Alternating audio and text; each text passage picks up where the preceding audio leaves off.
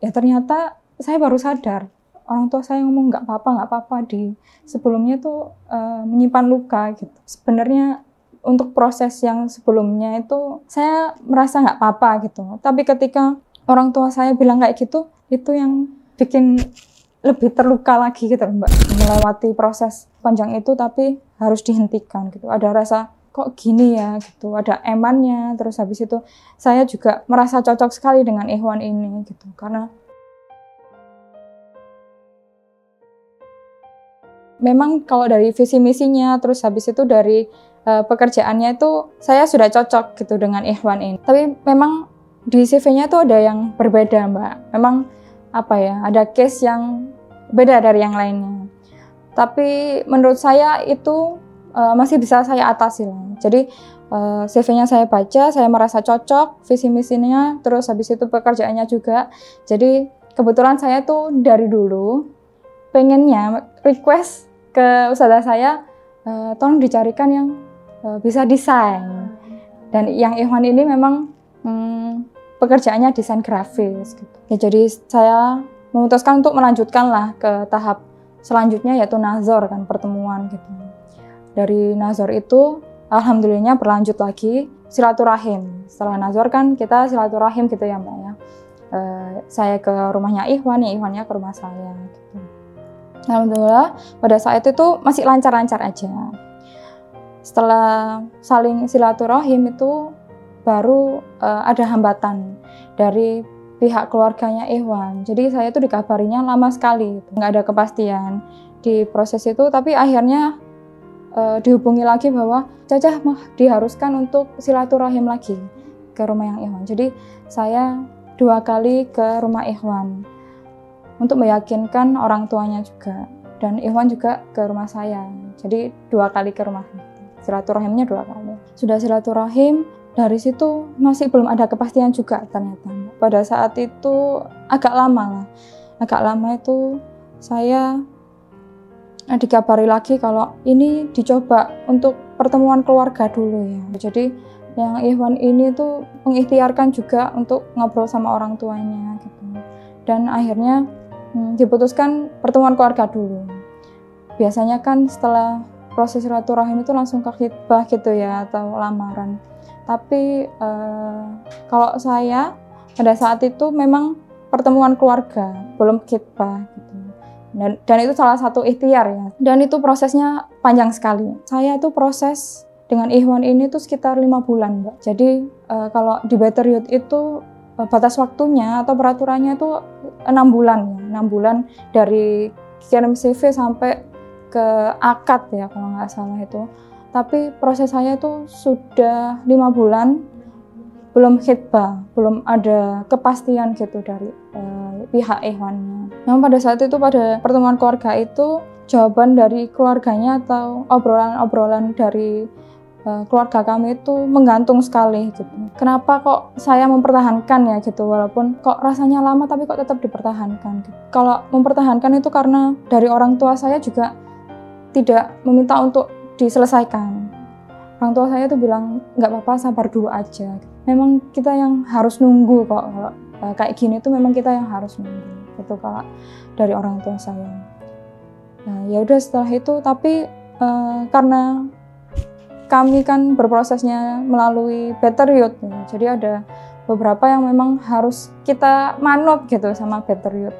Di akhir-akhir itu sudah dipertegas sama ustazah saya, kalau kayak gini terus memang nggak ada akhirnya gitu. Caca harus mempertegas kayak gimana. Ya sudah, saya menegaskan kalau semisalnya nggak ada khitbah atau nggak ada tanggal khitbah lah ya gitu, nggak ada kepastiannya, ya nggak apa-apa, diselesaikan saja gitu. Tapi ya namanya perempuan ya Mbak ya. Namanya perempuan sudah berproses sejauh itu, terus sudah 2 kali ke rumahnya, terus pertemuan keluarga lagi nih. Jadi keluarga saya sudah bertemu sama keluarganya gitu kan, jadi kenal. Itu tuh sangat berat sekali menjaga perasaan pada saat itu. Dengan berat hati saya ngomong seperti itu. Dan di awal Mei kalau nggak salah, proses saya memang harus dihentikan.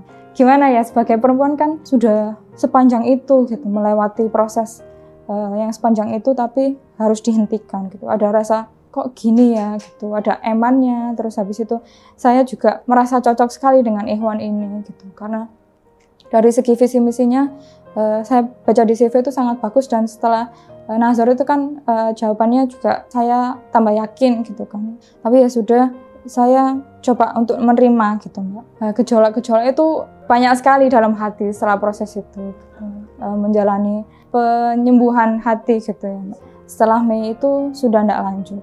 Setelah itu insya Allahnya lagi ini ya, mungkin Allah memang mengatur jalan seperti ini ya Mbak. Beberapa minggu kemudian atau beberapa hari, saya lupa tepatnya, saya dikabari lagi sama ustazah saya, Caca gimana dengan proses yang kemarin, orang tua kayak gimana gitu.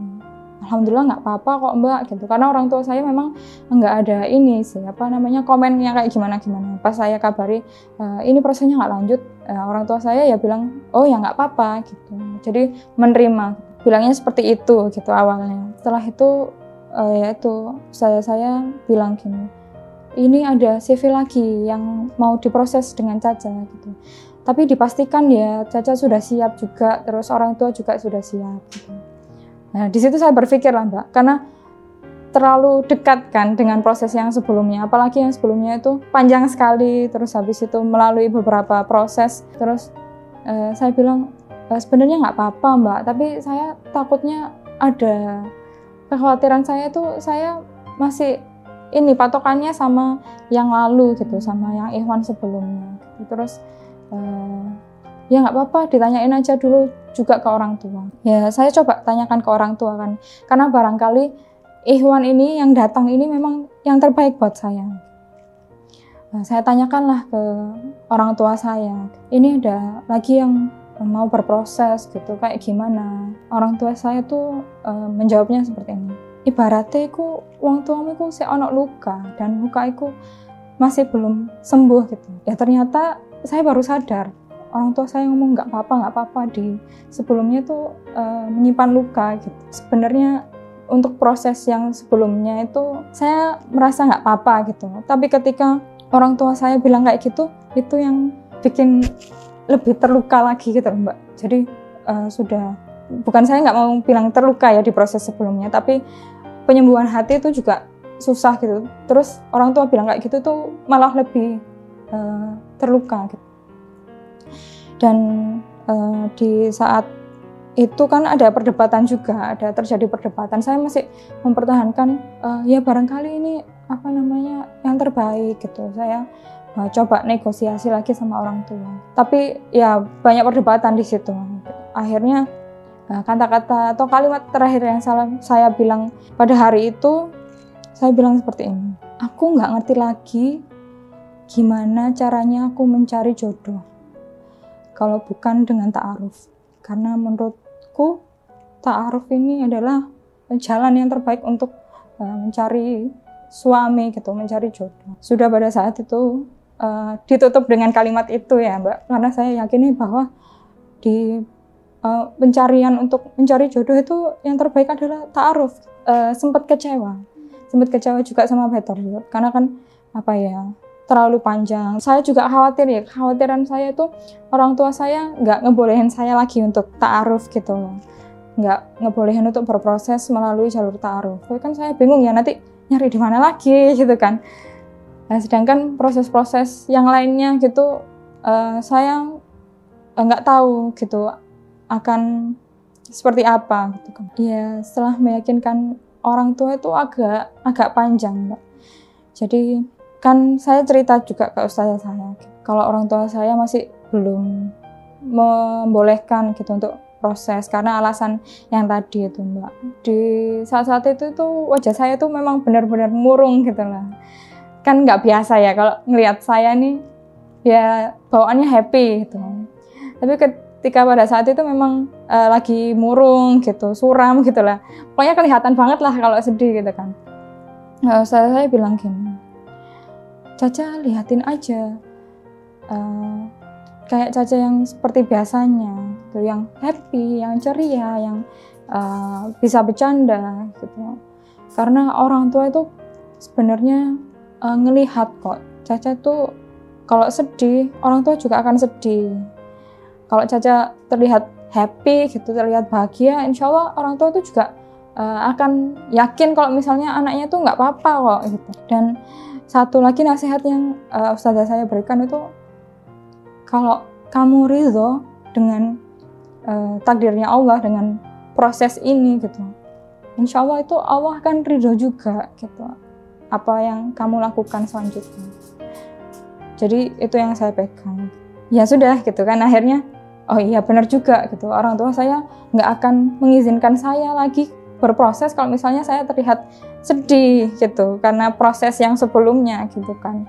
Jadi saya terlihat ceria aja, terus habis itu happy gitu, padahal hatinya kayak wah iya, hatinya tuh kayak bergejolak banget gitu, kayak sedih. Terus habis itu kalau di rumah itu ya kepikiran gitu, masih kepikiran. Jadi saya melampiaskannya itu berkegiatan lah di Better You. Kan banyak nih program-programnya. Saya cobain nih satu-satu. Kayak sudah jadi kapten makan-makan di masjid. Habis itu coba bantuan beras yatim, jadi ke anak-anak yatim gitu kan. Terus habis itu archery. Dan yang lain-lainnya. Yang saya rasa itu membuat saya capek. Setelah itu saya di rumah itu tinggal tidur aja gitu loh, nggak usah mikir apa-apa. Tapi ternyata capek doang gitu, capek doang tapi pikirannya masih ada. Kalau programnya sih happy ya, karena memang program Better Youth kan Masya Allah ya, bagus-bagus banget gitu. Tapi ya pikirannya tuh masih ke arah situ lah Mbak. Sempet saya tuh jadi Masya Allah ya, ketika kita sudah mencari circle yang baik gitu, yang teman-temannya itu juga mau belajar gitu, teman-temannya yang paham agama atau yang sedang berproses juga menuju ke lebih baik itu, nasihat-nasihatnya atau kata-katanya itu mengarahkan ke yang positif. Pada saat itu tuh ada satu teman saya yang sudah tahu kalau misalnya saya berproses dari awal. Dan sudah tahu juga kalau saya tidak lanjut proses pada saat itu. Saya ceritalah ke dia gitu. Sempat saya bilang kayak gini, sis, kalau biasanya kan panggilnya sister gitu ya. Sis, kayaknya aku tuh nggak mau kirim CV dulu deh gitu. Mungkin tahun depan aja. Soalnya ya mungkin ini ya, biar orang tuanya lebih siap. Bisa jadi kalau misalnya tahun depan itu Ikhwan ini lebih siap dan orang tuanya juga lebih siap gitu. Lalu teman saya tuh bilang kayak gini ke saya, bener tak, kamu tuh ngelakuin itu karena Allah gitu. Jadi Masya Allah banget, kata-kata itu juga yang menjadi pegangan saya sampai sekarang gitu Mbak. Di saat proses yang itu kan berat gitu ya buat saya, dan saya tuh lupa kalau misalnya semua yang kita lakukan di sini tuh seharusnya atas ridhonya Allah gitu. Dilakukannya tuh karena Allah suka, bukan karena apa yang kita suka gitu. Yaitu kata-kata yang dari teman saya yang Masya Allah banget gitu kan.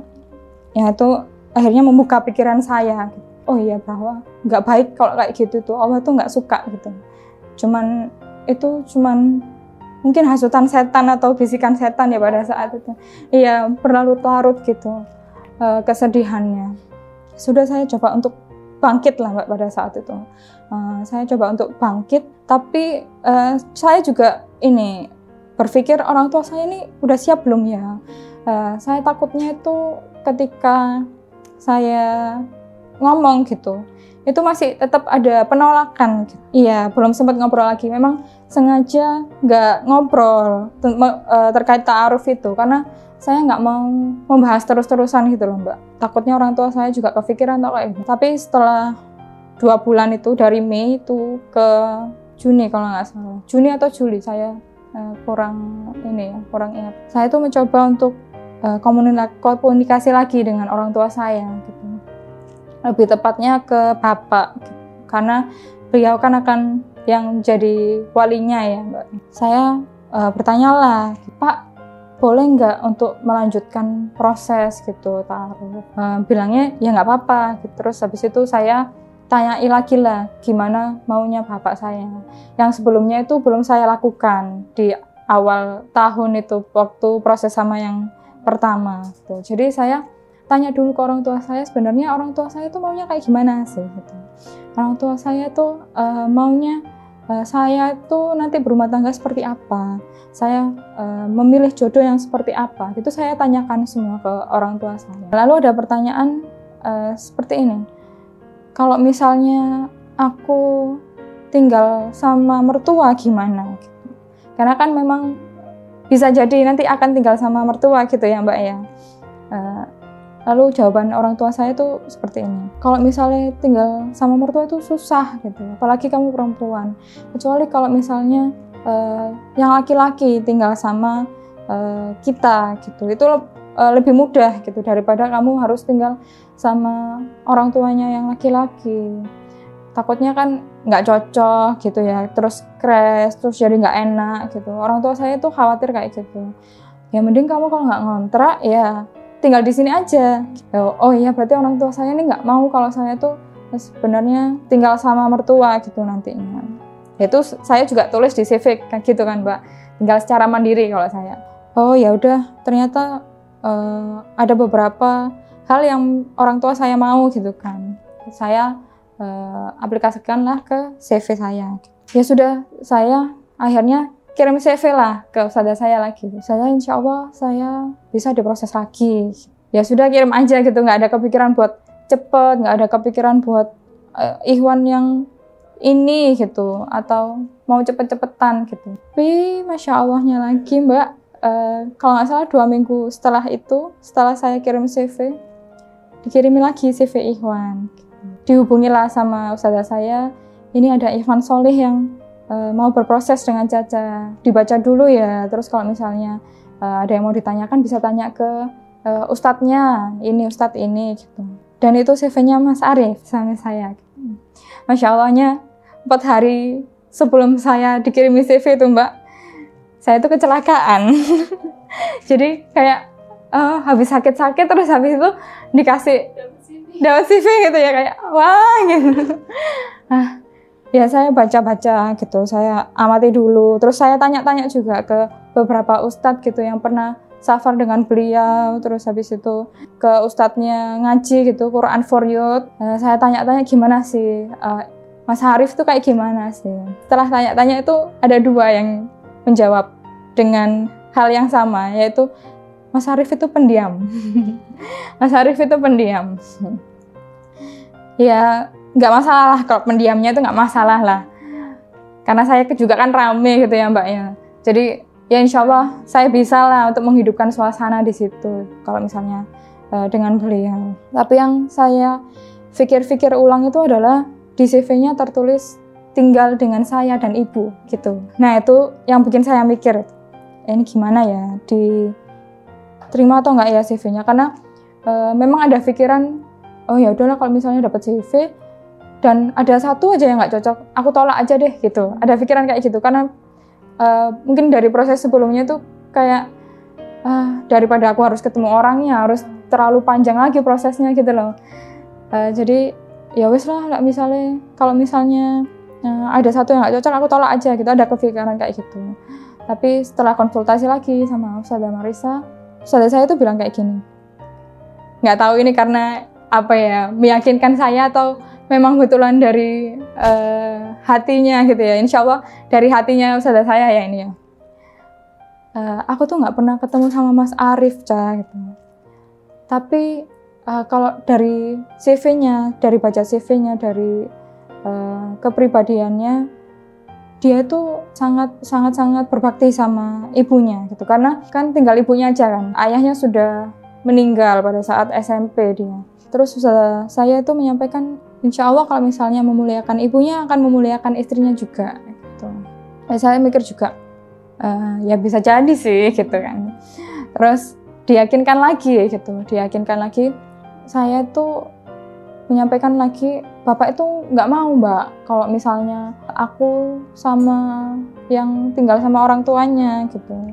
Saya meyakinkan, nggak apa-apa, papaku juga kayak dulu gitu kok gitu.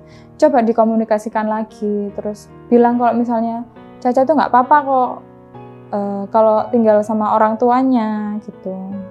nggak ada masalah kalau misalnya kayak gitu. Dan insya Allah Caca mau menerima gitu. Meyakinkan orang tua itu ya sudahlah, karena memang sebenarnya nggak ada uzur syar'i yang harus saya tolak gitu loh dari CV itu. Cuman satu hal, masa iya saya tolak gitu kan. CV-nya tuh visi misinya alhamdulillah oke gitu, dari pekerjaan juga oke. Dan masya Allahnya Mbak, dari CV itu tadi, dari CV-nya Mas Arif, ternyata beliau juga seorang desain grafis gitu. Jadi ini jawaban Allah gitu ya atas dari doa-doa saya yang mau banget nih sama anak yang desain gitu, yang bisa desain, masya Allahnya kayak gitu. Ya sudah, saya terimalah CV itu gitu. Saya melanjutkan proses ke nazor. Pada saat itu memang belum bilang dulu ke orang tua kalau misalnya ada CV lagi gitu. Ya, belum bilang. Saya nazor dulu, baru saya bilang ke orang tua. Setelah nazor kan ya ada beberapa pertanyaan gitu yang Mas Arif tanyakan, terus saya tanyakan gitu. Memang agak lamanya tuh di perkara tinggal sama orang tua itu tadi, karena benar-benar Mas Arif juga mau nih kalau misalnya istrinya nanti ikut gitu tinggal sama orang tua, dan menjelaskan lah kayak gimana. Ya sudah, setelah nazor itu saya pulang ke rumah itu kan bawa sesuatu ya yang dari Mas Arif itu. Pas setelah nazor itu akan diberi sesuatu gitu oleh si Ikhwan itu. Nah itu agak besar gitu. Terus habis itu orang tua saya tanya, apa itu? Tapi kalau saya sudah bawa barangan kayak gitu itu, orang tua saya sudah paham ternyata. Ya. Terus saya jawab, iya tadi dikenalin gitu, dikenalin lagi sama ini binaannya Ustadz ini gitu. Terus saya jelaskan lah seperti apa yang ada pada saat nazor itu saya sampaikan. Terus saya sampaikan, tapi ini harus tinggal sama orang tuanya loh gitu, karena tinggal cuman ibunya aja gitu. Dan masya Allahnya lagi, jawaban dari bapak saya cuman gini, ya nggak apa-apa kalau kamu mau gitu. Yang awalnya, yang pada awalnya itu saya tanyai gimana kalau tinggal sama mertua, ada berbagai jawaban sanggahan gitu, tapi ternyata pada saat saya tanyakan lagi, jawabannya hanya seperti itu gitu. Orang tua itu hanya ikut aja sama anaknya gitu. Kalau anaknya mau ya nggak apa-apa, orang tua itu juga akan lebih merelakan gitu. Ya saya jauh juga, ya nggak apa-apa gitu. Karena sebelumnya itu kan proses yang saya penyembuhan itu Mbak, sekalian itu saya bersihin hati lah. Bersihin hati dari kemungkinan-kemungkinan yang terjadi gitu. Kayak gimana kalau misalnya tinggal sama mertua itu juga saya sudah pikirkan gitu. Oh ya udah nggak apa-apa gitu. Saya sudah mikir seperti itu. Jadi ketika gagal yang pertama, saya tuh lebih siap di proses yang kedua ini gitu. Jadi istilahnya risik-risik lah ngono. Bersih-bersih dulu lah, dibersihkan hatinya itu. Dan alhamdulillahnya pas waktu itu memang saya kirim CV itu dalam keadaan saya yang sudah tidak memikirkan yang lalu lagi gitu. Iya, bismillah. Saya ridho gitu. Pas itu tuh sudah ini saya kirim, saya siap untuk berproses dengan yang lain kayak gitu. Ya, itu dari orang tua saya tidak menolak gitu kan, Mbak. Ya, akhirnya saya lanjutkanlah prosesnya itu di silaturahim. Saya silaturahim Mas Arifnya dulu silaturahim ke rumah saya, terus habis itu saya silaturahim ke rumah Mas Arif gitu kan. Tapi sebelumnya memang saya menerima CV Mas Arif itu dari CV ke saat silaturahim, saya tuh nggak ada perasaan yang benar-benar klik gitu. Kalau sebelumnya kan saya merasa cocok banget nih gitu. Tapi pada proses dengan Mas Arif ini saya merasa ya udah lempeng aja, karena ini CV-nya nggak ada yang bisa saya tolak gitu aja. gitu. Jadi CV ini tuh nggak ada yang bisa saya tolak gitu. Jadi mau nolak apanya gitu kan, nggak ada alasan. Ya, cuman alasan nggak bisa ditolak dan perasaan saya tuh lempeng banget. Ya sudah, nggak ada yang bisa ditolak, ya sudah sih gitu. Kliknya pada saat saya silaturahim ke rumah orang tuanya. Kan Mas Arief punya kakak ya, kakak laki-laki dan sudah punya istri gitu. Pada saat itu saya disambut hangat sekali dengan keluarganya. Memang Mas Arief itu menyampaikan kalau sering cerita ke ibunya gitu, sering cerita ke masnya. Jadi dekat lah dengan keluarganya, tuh dekat. Terus setelah itu saya disambut hangat gitu, malah kayak gimana Mbak Caca gitu, mau kapan? Minggu depan dah gitu. Langsung iya, langsung loh kok ditodong gitu, malah ditodong. Terus habis itu biasanya tuh ketika silaturahim itu kan kita juga sambil mencari tahu ya gimana sih anak ini tuh kayak gimana kalau di keluarganya gitu. Saya tuh sebenarnya pada saat silaturahim itu tidak menemukan jawaban positif dari keluarganya. Malah keluarganya itu menjelek-jelekan Mas Arief gitu loh. Mas Arief, iya Mas Arief tuh kayak gini loh. Kayak gini loh, kamu gimana? Mas Arief tuh kayak gini loh sifatnya, terus dia tuh kayak gini gitu. Pokoknya yang negatif semua gitu kan. Terus saya tuh sempat berpikir juga ya, kok gini ya gitu. Kok negatif terus ya yang disampaikan ya, nggak ada jawaban positif ya, itu sempat mikir gitu. Saya pikir-pikir ulang gitu, nggak, ternyata sisi-sisi negatif itu atau sifat-sifat negatif itu masih bisa saya atasi loh, masih bisa diperbaiki juga gitu, nggak yang saklek ini nggak bisa dirubah gitu. Jadi saya berpikirnya, oh ini masih bisa kok untuk saya menjalani kehidupan saya dengan Mas Arief gitu selamanya, gitu, insya Allah sampai surga gitu kan. Jadi setelah silaturahim, Masya Allahnya nggak langsung sih, jadi ada jeda 2 minggu untuk lanjut ke lamaran. Iya, part kliknya tuh ketika keluarganya tuh sangat hangat sekali sama saya. Jadi ibunya pun kan takutnya ibunya cerewet atau kayak gimana, itu tuh enggak gitu Mbak. Gitu. Jadi ya memang pertamanya nggak kelihatan ya kayak gimana, tapi saya tuh sudah bisa melihat aja karakter ibunya tuh kayak gimana gitu, karena di CV-nya pun fotonya keluarga itu ibunya terlihat dekat sama kakak ipar saya gitu. Jadi oh ya bisa jadi dekat juga, maksudnya bisa dekat sama saya gitu. Ya itu saya kliknya karena keluarganya hangat sekali ya gitu. Terus habis itu bahkan sampai room tour nih, ayo Mbak Caca ini room tour ya, ini pokoknya nanti kalau misalnya tinggal di sini gitu. Iya, memang. Nah, kakak ipar saya tuh kalau bahasa Jawanya tuh blater gitu loh Mbak ya. Jadi langsung diajak room tour. Nah saya kan, wah ini belum pasti nih gitu. Sudah diajak room tour aja nih gitu. Tapi ya akhirnya room tour juga sih. Ini nih nanti di sini ya kayak gitu. Nah, ya Masya Allah dari situ kliknya itu. Jadi kayak saya tuh nggak merasa kayak asing gitu di situ. Kan saya juga akan tinggal dengan ibunya kan, dengan keluarganya.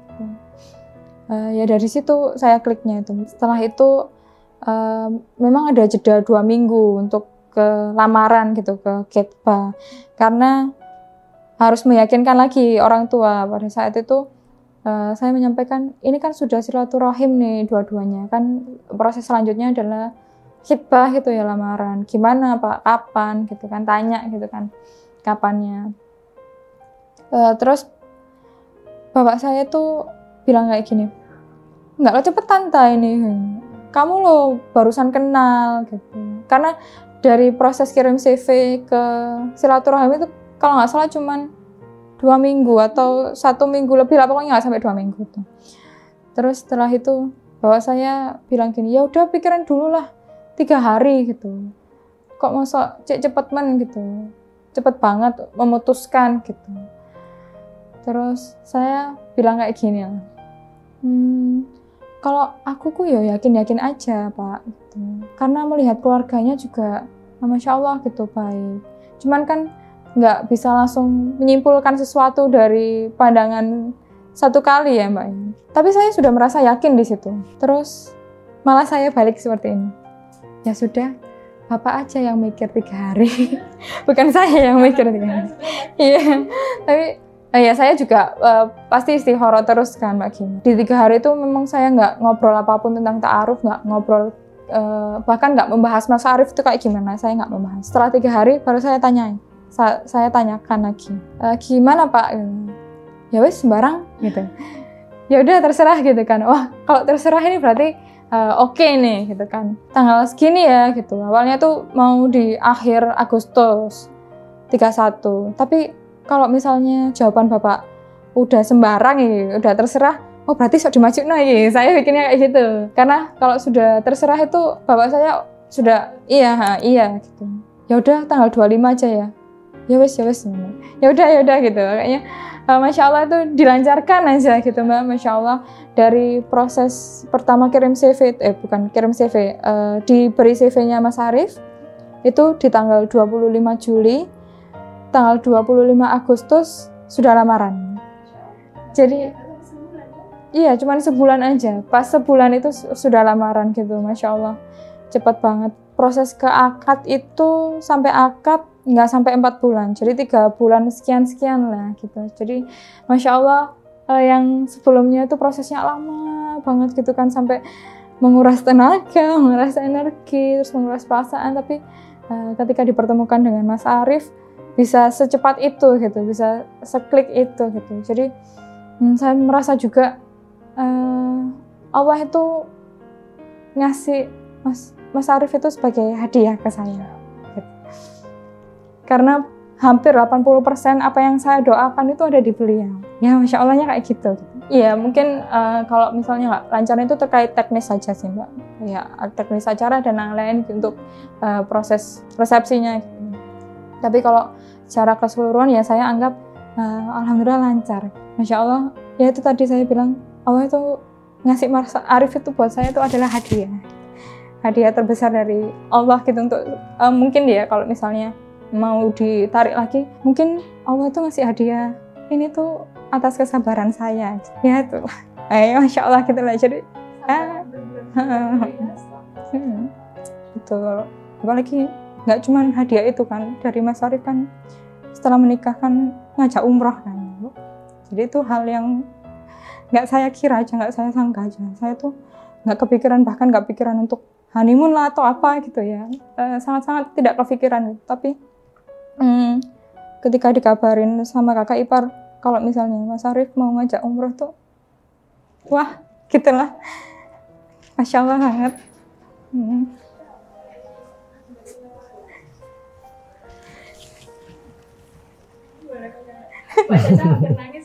Masya Allah ya, Ali ya, ya Masya Allah dipertemukan sama beliau ini hadiah buat saya. Nangis. Ya, alhamdulillah. Terima kasih sudah mau menerima kehadiran saya. Menjadi istri yang meneduhkan, menenangkan. Semoga Allah ridhoi perjalanan rumah tangga kita sampai ke surga. Amin. Ya, kalau boleh cerita sedikit lagi ya Mbak ya. Gimana? Saya juga banyak tahu proses beliau juga sebelum menikah.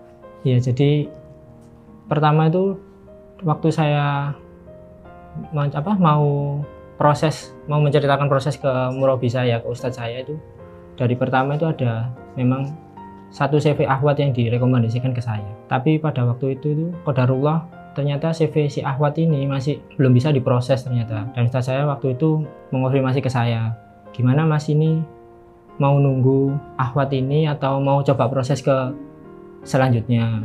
Nah pada saat itu kan masih belum ada kejelasan kan, jadi saya ikhtiar untuk melanjutkan proses ta'aruf ke selanjutnya dulu. Tapi setelah beberapa kali proses dan qadarullah tidak ada yang lanjut, dan setelah proses yang terakhir itu ustadz saya kembali mengkonfirmasi ke saya, Mas ini Ahwat yang saya rekomendasikan pertama kali ini ternyata alhamdulillah sudah bisa diproses CV-nya. Ternyata Ahwat yang pertama itu memang Mbak Caca ini.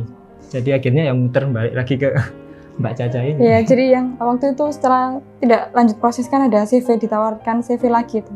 Yang mau proses itu ternyata juga CV-nya Mas Arief. Tapi kan saya tidak dikirimi CV dulu ya. Jadi saya belum tahu Ikhwan siapa ya ini. Ternyata ya itu ternyata ini suami saya sekarang, Masya Allah. Perbedaannya tuh mungkin ini sih jadwal aja ya Mbak ya kan. biasanya kalau jomblo bebas nih mau kemana aja, mau kapan aja gitu. Tapi ketika sudah menikah ternyata banyak tanggung jawab yang harus dipenuhi dulu gitu, baru kita bisa melakukan hal-hal yang lain gitu, dan mencocokkan jadwal ya kerjanya kayak gimana gitu, mau kayak gimana.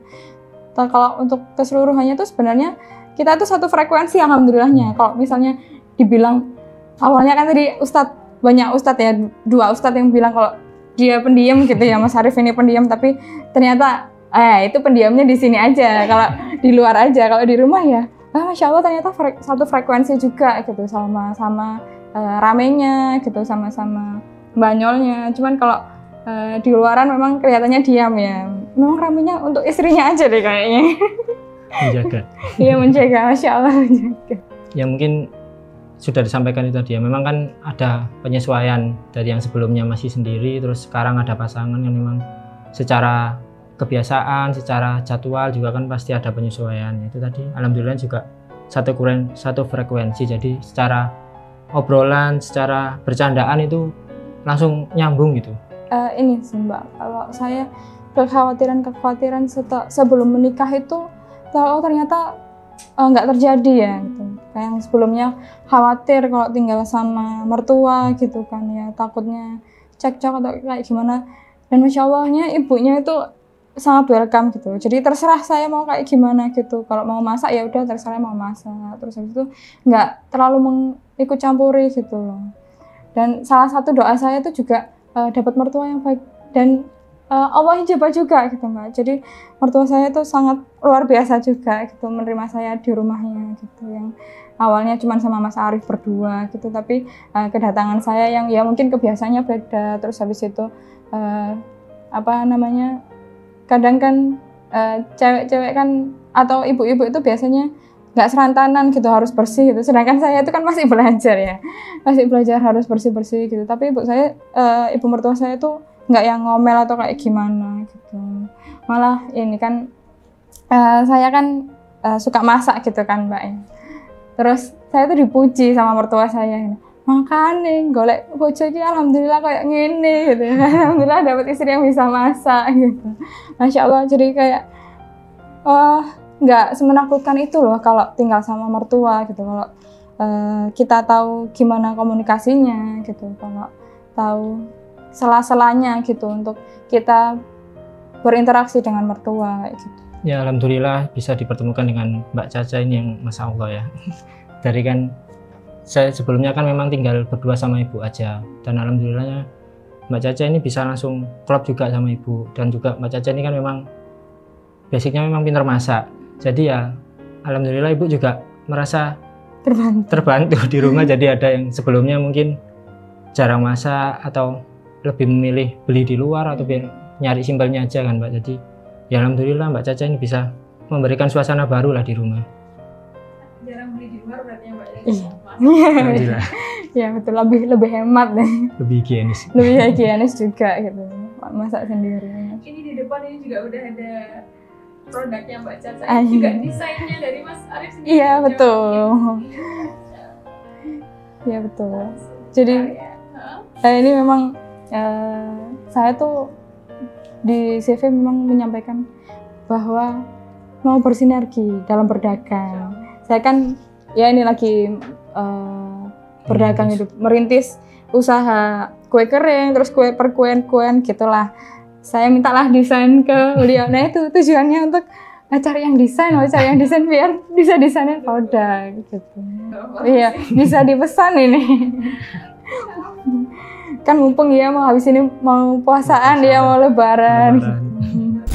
Masya Allah, alhamdulillah sudah pada saat itu mau menerima CV ku ya. Karena kalau ditarik sebelumnya memang ketika dikirim CV saya itu beliau ada menolaknya Mbak. Menolaknya itu karena sebenarnya menolak secara prosesnya. Jadi saya itu merasa dari proses sebelumnya kan hampir beberapa kali gagal. Jadi saya mengambil keputusan pada saat itu untuk rehat sejenak dulu, untuk introspeksi diri lah. Tapi ustadz saya tuh meyakinkan saya kalau ini ahwat ini insya Allah recommended kok Mas, nggak mau dilanjutkan dah. Jadi ya setelah istiqoroh dan minta pendapat orang tua ya, waktu itu bismillah saya melanjutkan ke Mbak Caca ini. Terima kasih sudah memberikan banyak kebahagiaan gitu. Ya Masya Allah ya, hanya kita aja yang tahu ya. Ya kalau misalnya dibilang terima kasih aja kayaknya nggak cukup ya. Dengan segala apa yang kamu beri gitu. Iya, terima kasih sudah memilih aku jadi istri gitu. Maaf juga kalau misalnya masih belum menjadi istri yang solihah gitu ya, masih belajar dalam tahap yang belajar. Terima kasih juga sudah mau bersama-sama melanjutkan proses ini sampai ke tahap sekarang ini. Terima kasih sudah menerima segala kekuranganku selama ini, juga mau memahami. Ya semoga Allah ridhoi perjalanan rumah tangga ini sampai kita menuju surga nanti. Amin. Sebelum melangkah ke jenjang pernikahan, mungkin buat teman-teman memperbanyak lagi ilmu tentang pranikah, terutama datang-datang ke majelis ilmu tentang kajian pranikah atau bergabung ke komunitas-komunitas yang sesama circle-circle positif. Jadi ketika kita bergabung ke circle positif kan potensi dipertemukan dengan yang sesama yang baik juga, kan akan lebih banyak ya, peluangnya akan lebih banyak, lebih besar gitu. Terbuka.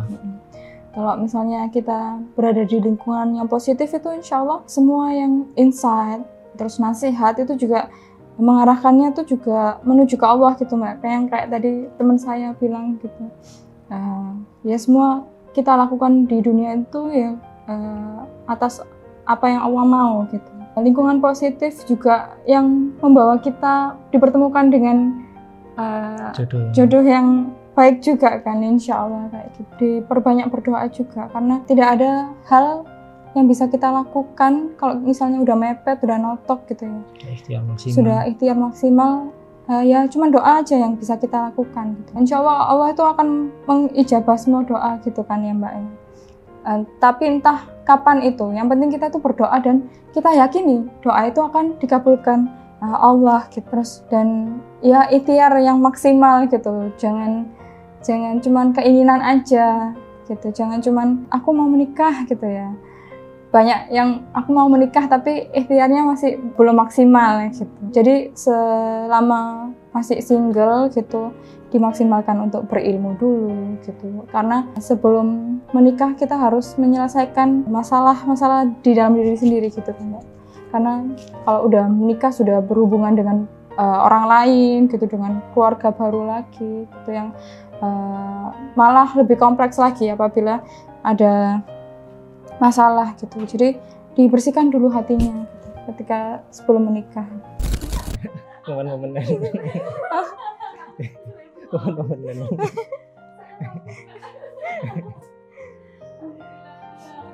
Makasih.